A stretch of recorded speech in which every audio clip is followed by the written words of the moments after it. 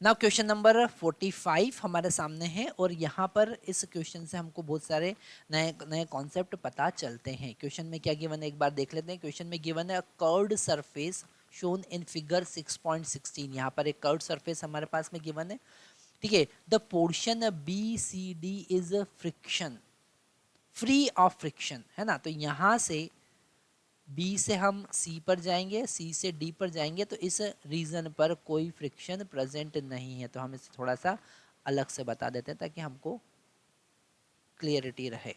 यहाँ पर कोई फ्रिक्शन नहीं है। There are 3 spherical ball of identical radii and masses. सबका रेडियस इक्वल है, मास इक्वल है।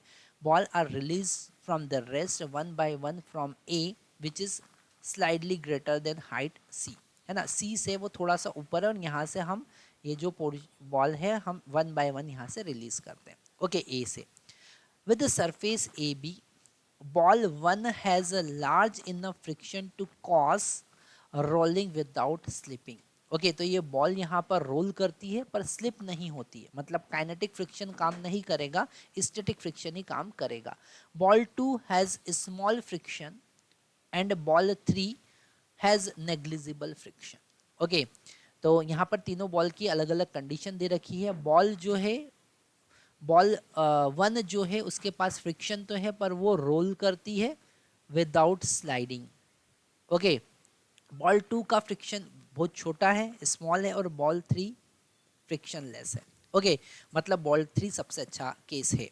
तो यहाँ पर सबसे फर्स्ट ऑप्शन है which balls is total mechanical energy conserved. कौन सी बॉल के लिए टोटल मैकेनिकल एनर्जी कंजर्व्ड रहेगा। तो यहाँ पर अगर हम फर्स्ट का आंसर देखें, ए का आंसर देखें, ठीक है, तो फर्स्ट बॉल नंबर 1 और बॉल नंबर 2 के लिए मैकेनिकल एनर्जी कंजर्व्ड रहेगा। क्यों? क्योंकि बॉल नंबर 1 जो है उसमें स्टैटिक फ्रिक्शन काम कर रहा है। कौन सा फ्रिक्शन काम कर रहा है? Static friction. और स्टैटिक फ्रिक्शन का वर्क डन कितना होता है? 0 होता है। तो वहां पर कोई एनर्जी का लॉस नहीं होगा, वहां पर कोई एनर्जी का लॉस नहीं होगा, तो उसका मैकेनिकल एनर्जी कंजर्व्ड रहेगा। ओके तो हम यहाँ लिख सकते हैं for ball 1 and 2, sorry ball 1 and 3, ball 1 and 3, क्योंकि 3 में तो फ्रिक्शन ही काम नहीं कर रहा है, 2 का नहीं है, इसका 2 में कंजर्व्ड नहीं रहेगा। तो हम लिखेंगे बॉल 1 एंड 3 मैकेनिकल एनर्जी